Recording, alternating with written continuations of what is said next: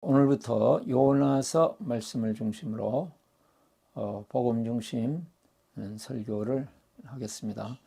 요나서는 오늘 전체적으로 요나서를 살펴보면서 핵심 구절인 요나 4장 11절 말씀을 가지고 요나서 전체를 살펴보고 그 다음에 다음 주부터 이제 요나서 1장 1절부터 나가도록 하겠습니다. 핵심 구절은 요나 4장 11절 말씀이 되겠습니다. 제가 읽겠습니다. 10절 11절 두 절 읽겠습니다. 주님께서 말씀하셨다. 내가 수고하지도 않았고 내가 키운 것도 아니며 그저 하룻밤 사이에 자라났다가 하룻밤 사이에 죽어버린 이 식물을 내가 그처럼 아까워하는데 한우물며 좌우를 가릴 줄 모르는 사람들이 12만 명도 더 되고 짐승들도 수없이 많은 이 큰 성읍 니느웨를 어찌 내가 아끼지 않겠느냐. 하나님께서 화를 내고 있는 욥에게 주신 말씀이 되겠습니다. 오늘 이 말씀을 중심으로 제목은 하나님의 속마음, 하나님의 속마음 되겠습니다. 제가 이제 위가 좋지 않아서 저녁을 과일 주로 바나나를 먹고 지내는데 어떤 목사님의 소개로 쑥가루를 알게 됐고 그래서 이제 쑥가루를 먹게 됐는데 그 식용 쑥가루 이게 이제 그 당시에 제가 약을 병원에서 지어서 먹고 또 한약으로 된 것도 먹고 그랬는데도 좀 좋아지다가 다시 나빠지고 좋아지다가 나빠지고 이렇게 반복되는 상황이었습니다. 어떤 목사님께서 강하게 저에게 이제 소개해 준 것이 쑥가루였고 한번 도전을 해보자. 그리고 이제 쑥가루에 대해서 유튜브를 찾아보고 그것을 이제 식용 쑥가루를 이제 구입을 해가지고 먹게 되는데 쑥가루가 가지고 있는 그 가장 큰 역할이 몸을 해독시키는 것이었고 잇몸에서부터 이제 전체 소화기관을 좋게 만든다 하는 것들이 이렇게 논문으로 나와 있는 것을 보았습니다. 그래서 제가 이제 이것을 먹고 효과가 많이 보고 좋아지고 피곤함도 사라지고 그래서 매주 수요일마다 가서 섬기는 소망교도소를 가서 섬기는 우리 빌레몬 사역팀에게 이것을 이제 한 박스씩 선물을 했습니다. 그리고 이제 어제 다시 소망교도소를 가서 우리 빌레몬 사역팀을 일주일 만에 만났는데 드셨던 분들은 거의가 전부 이게 참 좋았다고 간증을 하셨습니다. 소화불량에 걸려서 늘 힘들었던 분이 치유가 되기도 하고 또 어떤 분은 이제 입에 냄새가 나고 입에 침이 나오지 않아서 힘들었는데 그것이 지금 많이 호전되기도 하고 또 피곤한 것들이 이렇게 사라지는 것을 경험하기도 했다 하는 말씀이었습니다. 많은 것들 중에 쑥가루 참 단순한 것이고 뭐 이것이 약이 될까 그런 것이었지만 쑥가루를 통해서 몸이 일주일 만에 많이 이렇게 좋아졌다는 기쁨의 소식을 들을 수 있었습니다. 참 우리가 하나님의 속마음을 제대로 알 수만 있다면 우리의 삶이나 또 신앙생활이 훨씬 기쁘고 또 평안하고 즐거운 삶이 될 것으로 생각합니다. 오늘 말씀을 통해서 하나님의 속마음을 깨닫고 그 속마음을 아는 가운데 하나님과 더 친밀한 관계를 맺고 하나님의 은혜 안에서 승리하시는 삶이 되실 수 있기를 바랍니다. 오늘 말씀의 주제는 하나님의 속마음은 사랑하여 살려주는 것이다. 하나님의 속마음은 사랑하여 살려주는 마음이다 하는 것이 되겠습니다. 오늘 읽었던 요나서 4장 11절 말씀, 또 요나가 고백했던 4장 2절 말씀에도 이와 같은 말이 있습니다. 그는 주님께 기도하며 아뢰었다. 주님, 내가 고국에 있을 때 이렇게 될 것이라고 이미 말씀드리지 않았습니까? 내가 서둘러 스페인으로 달아났던 것도 바로 이것 때문입니다. 하나님은 은혜로우시며 자비로우시며 좀처럼 노하지 않으시며 사랑이 한없는 분이셔서 내리시려던 재앙마저 거두실 것임을 내가 알고 있었기 때문입니다. 이런 요나의 고백을 통해서도 하나님의 속마음은 어떻게든지 사랑해서 살려주시는 분인 것을 알 수 있습니다. 요나는 하나님께서 니느웨 성에 가서 심판을 외쳐라 하는 말씀을 드렸지만 그 심판을 외치라고 하는 말씀의 저변에 깔려있는 그 하나님의 속마음은 무엇이었느냐 하면 그 메시지를 통해서 하나님께서는 니느웨 백성들을 살리려고 하시는구나. 그 속마음은 정말로 니느웨 백성을 사랑하시고 그들을 살려주려고 하시는 것이 하나님의 깊은 마음속에 자리 잡고 있는 진정한 마음이라는 것을 알았다는 것입니다. 우리는 종종 신앙생활을 하고 인생을 살아가면서 하나님께서 나에게 왜 이러시지? 왜 이렇게 나를 대우하실까? 왜 나에게 이런 환경을 주실까? 왜 저런 참 내가 견디기 어려운 삶과 함께 살도록 만드실까? 하는 적들이 종종 있습니다. 그래도 하나님의 우리를 향하신 마음은 사랑이며 어떻게든지 우리를 살려주고 세워주고 하나님의 크신 은혜 안에 거하게 하시려고 풍성한 삶에 살게 하시려고 하는 것이라는 것이죠. 그래서 요한복음 10장 10절에 예수님께서 우리에게 오신 것은 양으로 생명을 얻게 하고 더 풍성히 얻게 하려고 넘치도록 얻게 하려고 오셨다. 이렇게 말씀하고 있습니다. 우리가 이제 요나서 전체를 보면 요나서에는 이제 요나와 함께 대조되는 사람들이 나옵니다. 자, 요나와 이방인들이 대조를 이룹니다. 요나와 선원이 대조가 되어가지고 요나와 니느웨의 왕과 백성들이 대조를 이루고 있습니다. 이게 우리가 1장을 보면 1장에서는 하나님께서 요나 선지자에게 니느웨로 갈 사명을 주십니다. 선지자입니다. 그런데 하나님의 낯을 피해서 도망가는 요나를 볼 수 있습니다. 그러나 선원들은 하나님을 경배하고 하나님을 두려워하고 나중에 하나님 앞에 예배를 드리는 그러한 사람들로 대조를 이루고 있습니다. 자, 2장 3장 말씀을 보면 요나는 억지로 어쩔 수 없어서 물고기 뱃속에 들어가고 거기에서 회개합니다. 그러나 3장 말씀을 보면 니느웨 왕과 니느웨 사람들은 잿더미에 앉아서 요나의 심판을 외치는 그 소리를 듣고 즉시 회개합니다.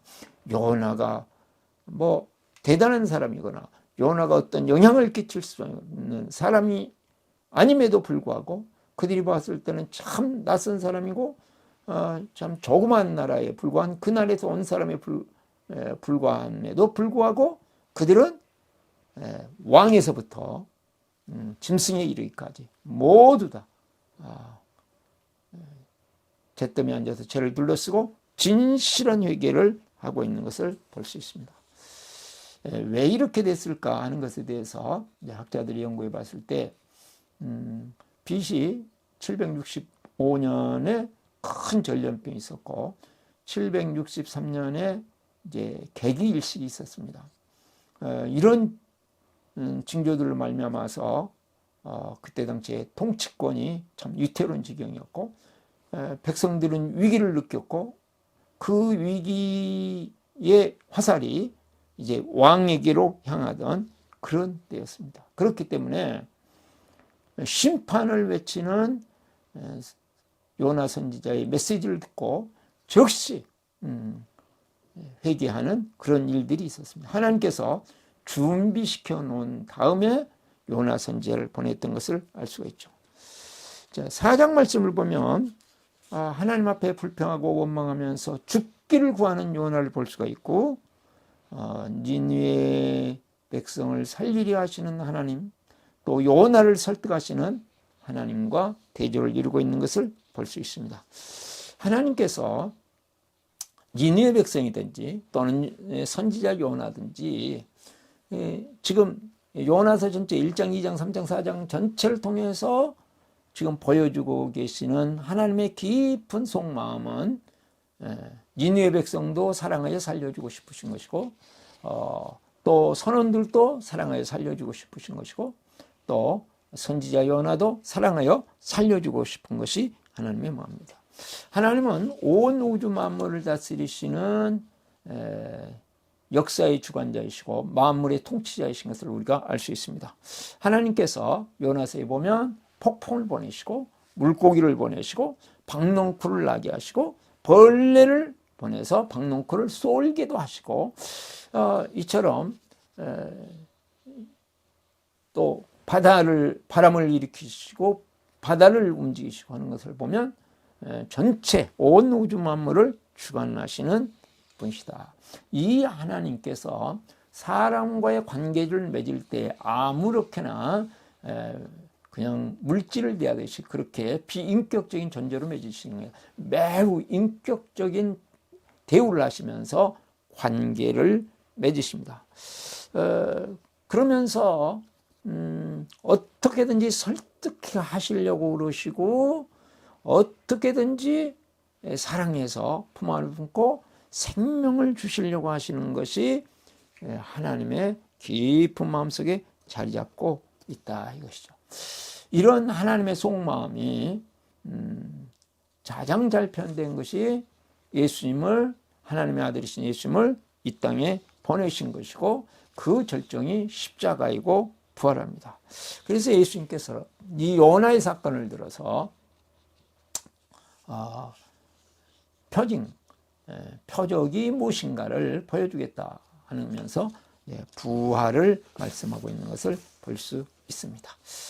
요한복음 3장 16절에 하나님께서 우리를 사랑하셔서 우리와 하여금 예수 그리스도를 믿고 외아들을 보내셔서 그 외아들을 믿고 우리에게 영생을 얻게 하려 하십니다. 그랬습니다. 예수님께서는 하나님의 속마음을 이루기 위해서 오셨고 그 계획을 이루기 위해서 오셔서 많은 말씀을 하셨는데 그 하나님의 속마음을 드러내시는 비유를 3가지를 하십니다. 100마리의 양 중에 1마리의 잃어버린 양, 10드라크마 중에 1드라크마를 잃은 여인, 그 다음에 2 아들 중에 잃어버린 아들을 기다리시는 아버지의 마음, 100마리 양 중에 1마리를 찾을 때까지 찾는 목자의 심정이 하나님의 마음이다. 10드라크마인데 1드라크마를 잃었습니다. 그때 그 1드라크마를 찾고 찾으신 것이 하나님의 마음이다.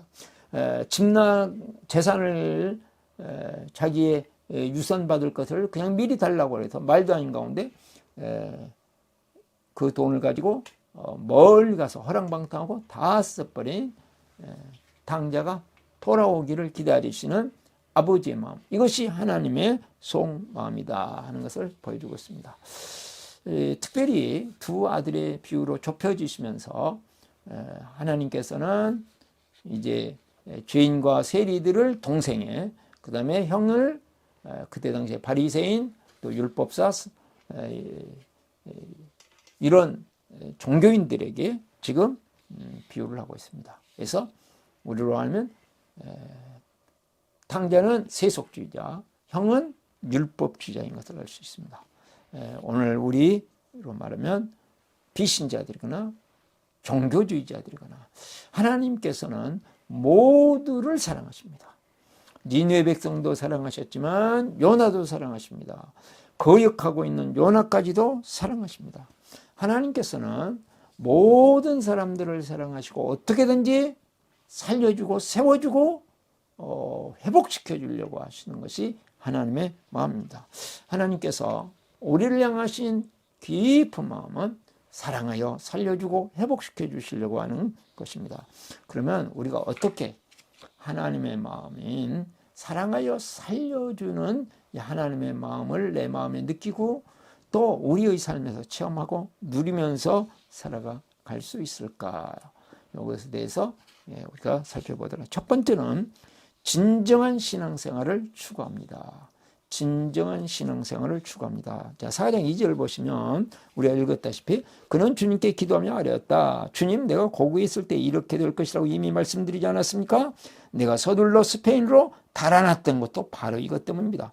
하나님은 은혜로우시며 자비로우시며 좀처럼 노하지 않으시며 사랑이 한없는 분이셔서 내리시려던 재앙마저 거두실 것임을 내가 알고 있었기 때문입니다. 요나가 이제 하나님께서 니느웨에 벌을 내리지 아니하시고 심판을 내리지 아니하시고 니느웨를 용서하실, 그 다음에 하나님께서 박농쿨을 나게 하신 그 박농쿨이 시원하게 했었는데 그것을 쓸어버려서 뜨거운 햇볕이 내릴 때 분노하여 하나님 나 죽여주세요. 그러고 막 하나님 앞에 원망하고 불평하고 대드는 것이죠. 그러면서 하나님에 대해서 이야기하기를 하나님은 은혜로우시며 자비로우시며 좀처럼 노하지 않으시며 사랑이 한없는 분이셔서 내리시려던 재앙마저 거두실 것임을 내가 알고 있습니다. 그러면 그 마음으로 하나님께서는 지금 요나 자신도 사랑한다는 것을 생각하죠. 그 마음을 내 마음에 품어야 되겠다. 하나님의 마음을 내 마음에 품어야 되겠다 하는 생각은 전혀 없이 이해관계를 따라서 자기의 지식과 경험을 바탕으로 지금 하나님을 평가하고 하나님의 뜻을 평가하고 하나님의 말씀을 평가하고 있습니다. 하나님이 어떤 식물인가에 대해서 이론적으로는 알고 있고 교리적으로는 알고 있습니다. 그러나 그 마음이 나의 마음이 돼서 그 지식이 이제 내 마음까지 들어와서 내 마음에 은혜롭고 자비롭고 어떻게든지 살려주려고 하는 그 마음으로 변화되지 않는다. 하나님의 복음이 내 가슴에 들어오지 않아서 순종과 실제적인 섬김의 삶이 이루어지지 않고 정말 참된 공동체가 없는, 사랑의 공동체 없는 신앙생활을 하고 사명을 잃어버린 신앙생활을 하게 됐다.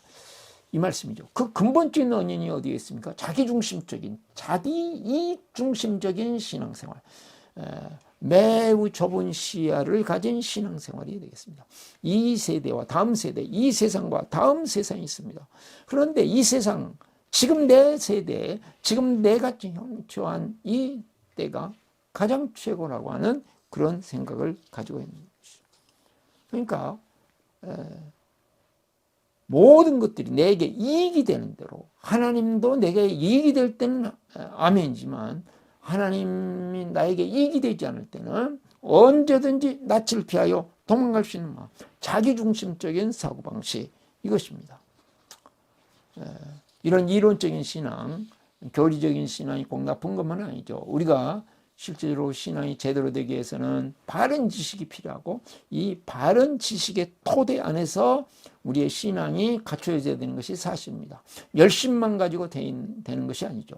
그럼에도 불구하고 여기에만 머리에 신앙이라면 머물고 가슴으로 내려오지 않냐고 열정을, 뜨거운 열정을 불러일으키지 않는 교리와 이론으로만의 신앙은 나를 착각하게 만들고 나를 교만하게 만들고 다른 사람을 정죄하게 만듭니다.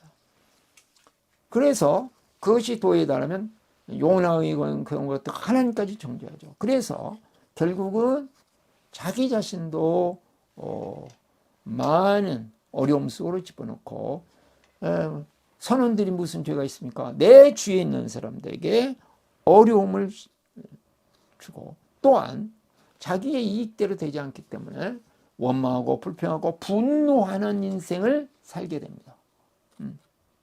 그러므로 우리는 이것으로부터 자기중심적인 신앙에서부터 벗어나서 진정한 신앙생활을 추구하는 사람이 되어야 되겠다 하는 말씀이죠. 그러나 실제적으로 이것을 극복해내기가 쉬운 일은 아닙니다. 제가 이제 제 아내로부터 전화를 받았습니다. 읍내에서 지금 물건을 샀는데 너무 많다. 그러니까 차를 가지고 좀 실러 오려나. 그건 그때 추웠고 매우 바람이 강하게 불고 있을 때였습니다. 제가 이제 급하게 주차장으로, 지하 주차장 2층으로 내려갔는데 소렌토가 제 앞을 차를 가로막고 있는 거예요.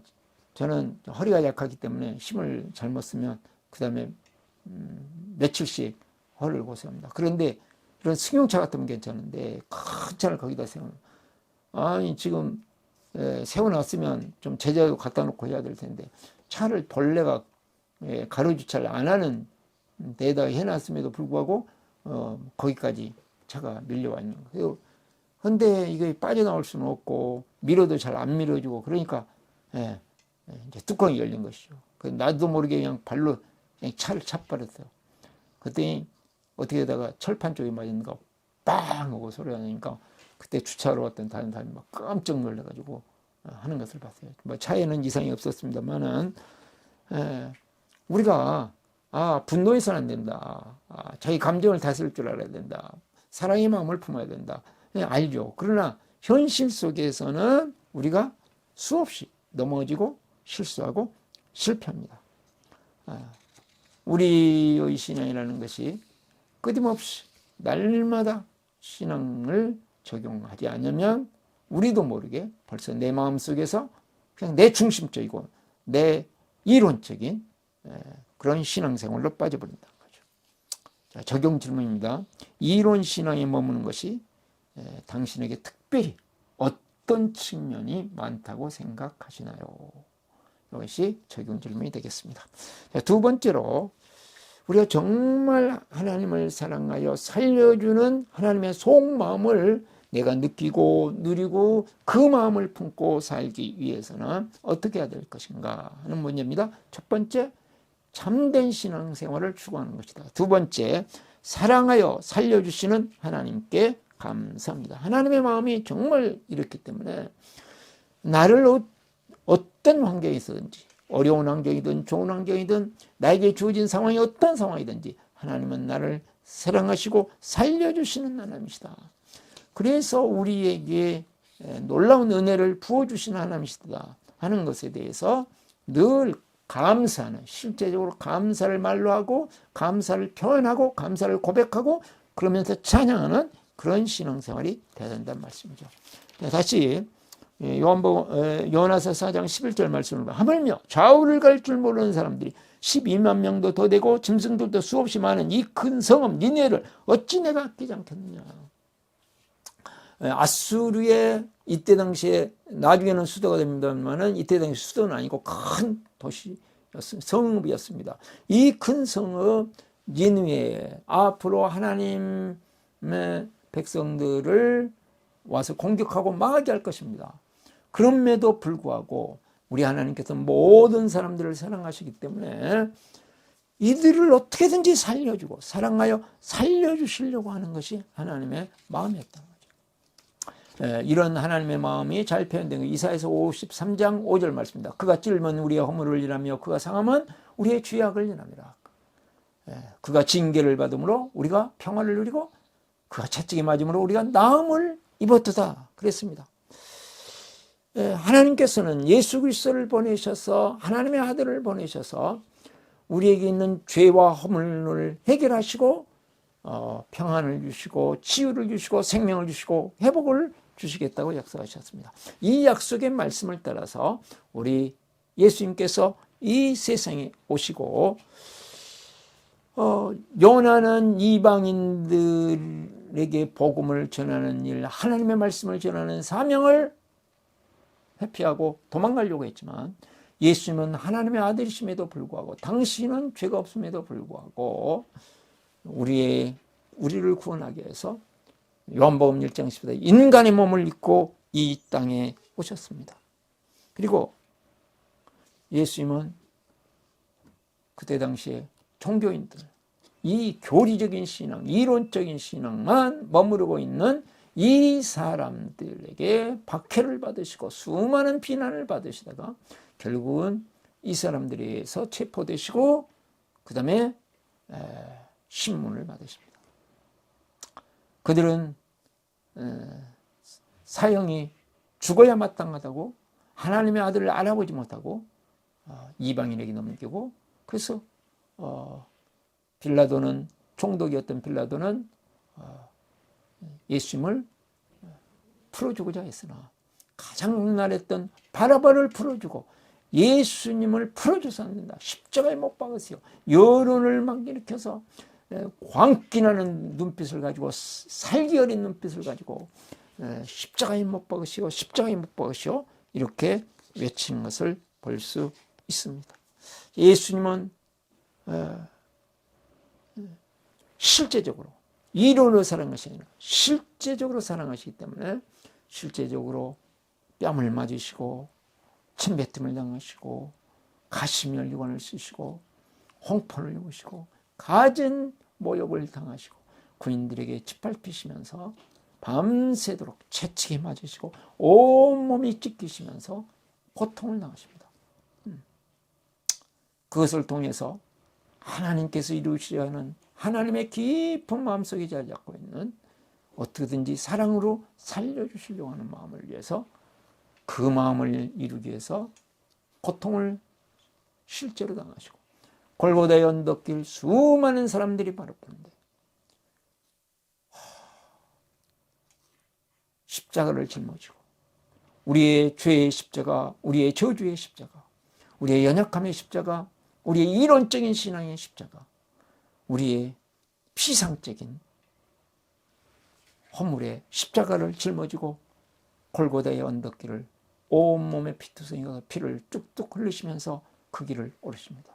그리고 그 모든 우리의 죄와 저주와 연약함과 우리의 교리적이고 이론적인 신앙, 피상적인 신앙을 온 몸에 안고 십자가에 달리십니다.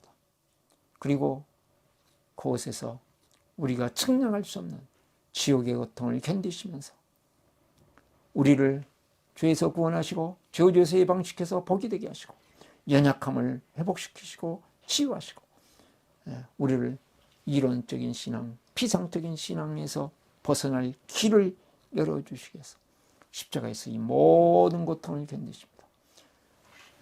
머리에서부터 흘러내리는 멸관부터 흘러내리는 피를 통해서 양손과 양발에 흘러내리는 핏방울을 흘리시면서 그 핏방울이 우리의 죄를 한 방울 한 방울 씻으시고 우리의 저주를 하나하나 축복으로 바꾸시고 우리의 연약함을 치유하는 피를 흘리시고 우리의 이론적인 신앙, 우리의 피상적인 신앙을 극복할 수 있는 능력을 부여하시기 위해서 한 방울 한 방울 피를 흘리시고 결국은 십자가에서 다 이루었다 말씀하시고 이 세상을 떠나십니다. 예수님께서 다 이루신 것을 실제적으로 보여주시기 위해서 무덤으로 내려가시고 무덤에다가 우리의 모든 죄와 저주와 연약함과 이론적인 모든 신앙을 묻어버리고 부활하시면서 우리를 묶고 있던 이 잘못된 신앙, 이론적인 신앙, 허물 배운 신앙, 피상적인 신앙을 깨뜨리시고 생명으로 실제적으로 부활하셔서 나중에 승천하시고 하나님 우편에 앉으시고 성령 하나님을 보내십니다. 그 성령 하나님께서는 예수님께서 이루신 십자가의 은혜, 부활의 생명, 부활의 능력, 이 모든 것들을 가지고 우리가 죄를 이기고 저주를 이기고 연약함을 이기고 우리의 피상적이고 허울만 좋은 신앙을 이길 수 있는 능력을 우리에게 주시기 위해서 우리 안에 계시고 항상 우리와 함께 하십니다. 제가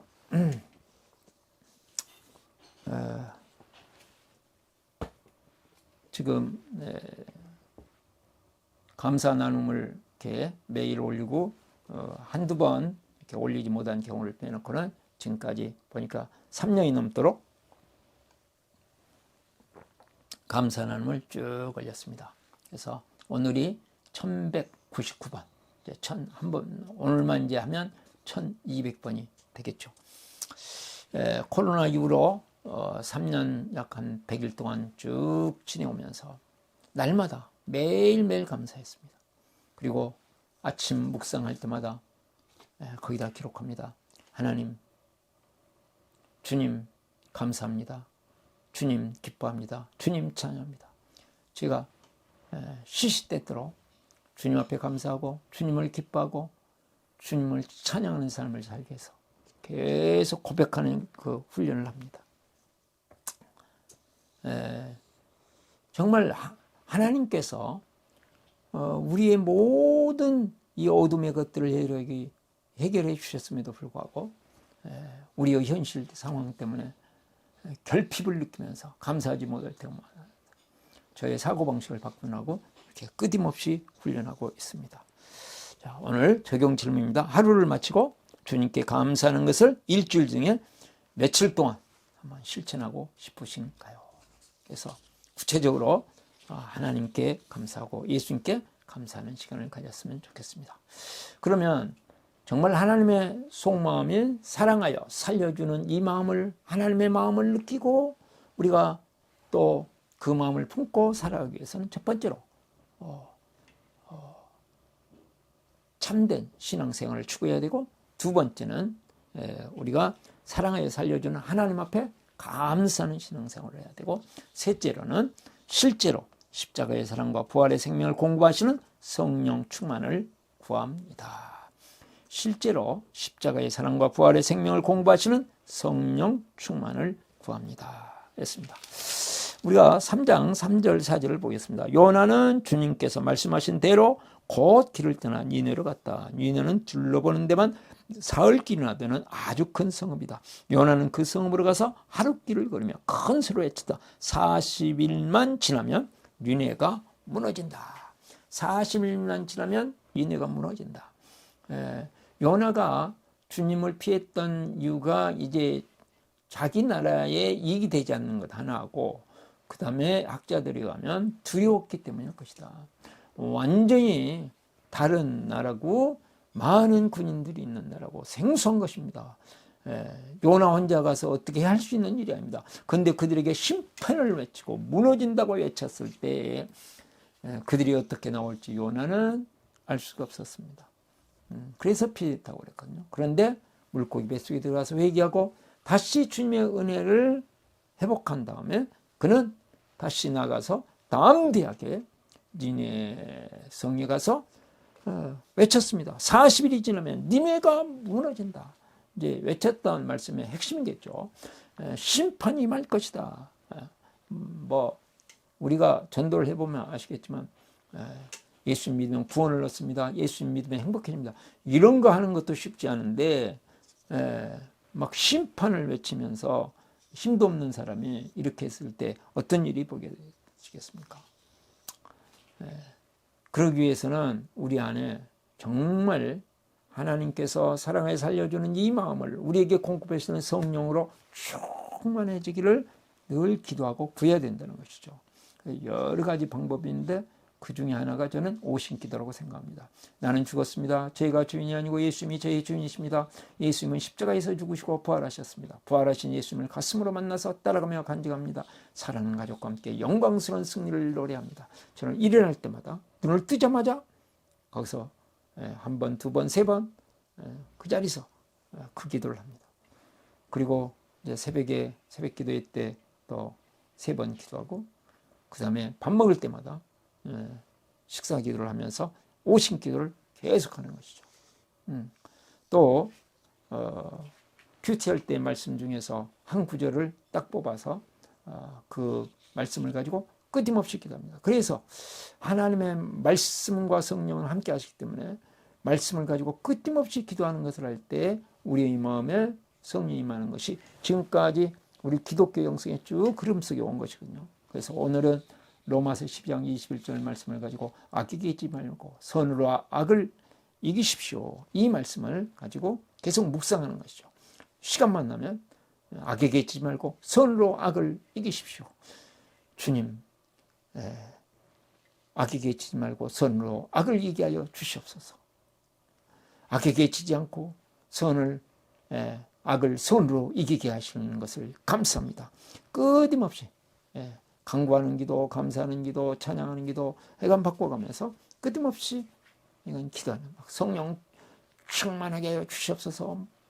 충만하게 하여 주시옵소서. 그런 기도도 좋죠. 그렇지만 제가 지금까지 경험으로는 오신기도라든지 아침기도라든지 이런 하나님 말씀을 가지고 계속 기도하는 것들이 더 우리의 마음에 가득한 것을 보고 그 많은 분들이 저에게 그것이 은혜가 됐다는 고백을 하는 경우도 있고, 또 말씀 중보기도의 삶을 가지고 이제 기도하기도 하는데, 오늘 또 제가 목사님 한 분을 만났는데 정말 연세가 드신 분들도 말씀 중보기도의 삶으로 기도하면서 막 하나님의 은혜가 임하고 정말 파워풀하다는 얘기를 들었거든요. 자, 오늘 적용 질문입니다. 성령 충만을 위해 오신기도를 하루에 몇 번 하실 것인가요? 자, 네 번째로 이론적인 신앙을 하고 있는 형제들을 기도해주고 섬깁니다. 자, 우리가 하나님의 속마음이 사랑하여 살려주는 이 속마음을 느끼고 실제적으로 그 마음을 품고 살아가기 위해서는 참된 신앙생활을 추구하면서 우리에게 가지고 있는 피상적이고 이론적인 신앙을 극복하고, 이 이론적이고 피상적인 신앙을 실제적으로 예수님을 통해서 해결하신 하나님 앞에 늘 감사하고, 우리에게 늘 실제적으로 사랑하여 살려주는 이 마음을 주시는 성령 하나님으로 충만해지도록 기도하고, 네 번째가 이론적인 신앙생활을 하고 있는 사람들을 우리 주위에 있을 때 그 형제들을 위해서 우리가 대신 중보기도해주고 또 섬겨주는 것이다. 그렇죠. 자, 4장 9절부터 제가 하나님의 말씀을 보도록 하겠습니다. 하나님이 요나에게 말씀하셨다. 박농쿨이 죽었다고 내가 이렇게 화를 내는 것이 옳으냐? 요나가 대답하였다. 옳다뿐이겠습니까? 저는 화가 나서 죽겠습니다. 주님께서 말씀하셨다. 내가 수고도 하지 않았고 내가 키운 것도 아니며 그저 하룻밤 사이에 자라났다가 하룻밤 사이에 죽어버린 이 식물을 내가 그처럼 아까워하는데, 하물며 좌우를 가릴 줄 모르는 사람들이 12만 명도 더 되고 짐승도 수없이 많은 이 큰 성읍 니느웨를 어찌 내가 아끼지 않겠느냐. 그렇습니다. 하나님께서는 요나를 통해서 니느웨 백성들을 찾아가십니다. 또한 하나님께서 직접 요나를 끊임없이 찾아오십니다. 이방 선원을 통해서 찾아오시기도 하시고, 폭풍을 통해서 찾아오시기도 하고, 물고기를 통해서 찾아오시기도 하시고, 또 박농쿨을 심어서 찾아오게 하시고, 벌레를 보내서 그것을 찾아오시다가 직접 찾아오셔서 또 이렇게 설득을 하십니다. 하나님께서는 사람들을 통해서 찾아오시든지, 하여간 마음의 감동을 통해서 찾아오시든지, 환경을 통해서 찾아오시는 다양한 방법으로 찾아오시듯이, 우리도 이론적인 신앙생활에 머물러 있는 우리 주위에 있는 사람들을 정죄하지 않고 피상적인 신앙, 입술로만 하는 신앙생활을 하는 사람 얼마나 많습니까? 말로는 잘하는데 실제적인 이해관계가 있을 때는 자기 이익을 챙기느라 바쁜 사람들, 뭐 대단한 것처럼 말을 하지만 현실적인 문제에 딱 부딪히면 다 넘어지고 있는 사람들, 이런 사람들을 우리는 쉽게 정죄하기 쉽습니다. 정죄하는 게 아니고 주님의 이 속마음, 어떻게든지 사랑하여 살려주려고 하는 마음을 가지고 가서 섬기고 그 사람들을 세워주는 것이죠. 제가 수요일마다 소망교회를 갑니다. 우리 형제들 중에는 정말 기다리는 형제들도 있고, 어떤 형제들은 그냥 마지못해 참석하는 사람들도 있고, 어쩔 수 없이 참석하는 사람도 있어요. 그러나 기뻐하는 사람들도 같이 행복한 삶을 가지고 나누고, 또 싫어하는 눈빛을 보내는 사람들도 계속 끊임없이 매주마다 매일매일 기도하면서 매주마다 찾아가는 거죠. 계속 기도하고 찾아가고 기도하고 찾아가고, 그래서 마음이 바뀌는 경우들을 많이 봅니다. 계속 바뀝니다. 나중에 어떤 사람은 그래서 예수 영접을 합니다. 그렇습니다. 우리 주위에는, 우리 가정 안에 이론적인 신앙생활을 머물러 있거나 하나님의 심판 아래 있는 사람들, 또 우리 목장 안에, 우리 교회 안에, 우리의 삶의 현장 안에서 이론적인 신앙생활이 있는 사람들을 쉽게 정죄하기 쉽습니다. 교회가 왜 그래? 교인이 왜 그래? 그러기 쉽습니다. 그러나 우리는 그들을 위해서 하나님께서 나에게 붙여줬다는 것은 중보기도 하라는 것이고, 어떻게 하면 섬길 것인가? 그 사람을 섬길 것을 찾아서 섬기는 것이 필요하다는 말씀이 되겠습니다. 자, 오늘 적용 질문입니다. 하나님의 사랑을 모르는 누구를 이번 주간에 기도하고 섬길 것인가요? 한 주간 동안 정말로 내가 섬길 사람을 정하시고 특별히 그 사람을 위해서 기도하시고 섬기시는 한 주간이 되실 수 있기를 바랍니다. 하나님께서는 모든 사람들이 하나님의 사랑을 알고 하나님의 은혜를 알고 복음을 알고 살아나기를 원하시고 영생을 얻기를 원하시고 회복되기를 원하십니다. 예수님께서는 이런 하나님의 속마음을 따라 십자가에 죽으시고 부활하셨습니다. 성령 하나님께서는 예수님께서 이루신 십자가와 부활을 통해서 이루어 놓으신 이 은혜를 가지고 일주일 동안 우리의 삶 속에 하나님의 사랑을 부어주실 것이고 하나님의 살리는 능력을, 생명의 역사를 우리의 삶에, 우리의 인생 가운데 펼치실 것이고 우리 가정 안에 이루실 것이고 우리가 가는 곳마다 함께 하셔서 요나를 회복시키듯이 우리를 회복시키시는 하나님의 손길을 성령 하나님께서 함께 하시라고 믿습니다. 기도하겠습니다. 은혜가 많으시고 사랑이 많으신 하나님 아버지, 하나님의 속마음이 정죄가 아니고 심판이 아니고 우리를 어떻게든지 사랑하여 살려주고 구원하시려고 하시는 것임을 감사합니다. 어떻게든지 회복시키려고 해주시는 것을 감사합니다. 주님, 한 주간 동안 우리의 삶에서, 우리의 가정에서, 우리의 교회 생활 속에서, 직장 생활 속에서, 수많은 사람들과의 만남 속에서 이제 하나님의 사랑을 더 깊이 체험하게 하시고 하나님의 이 생명의 역사를 경험하게 하여 주시옵시며, 또한 우리 주위에 있는 연약한 사람들, 이론적인 신앙을 가진 사람들, 하나님 모르고 구원 밖에 있는 사람들을 우리 주님의 심정을 가지고 하나님의 마음을 가지고 잃어버린 양을 찾듯이, 잃어버린 드라크마를 찾듯이 집 나간 탕자를 기다리는 아버지의 심장을 가지고 주님 그들을 기도하고 섬길 수 있는 저희들 되게 하여 주시옵소서. 우리 구주 예수 그리스도의 이름으로 기도드립니다. 아멘.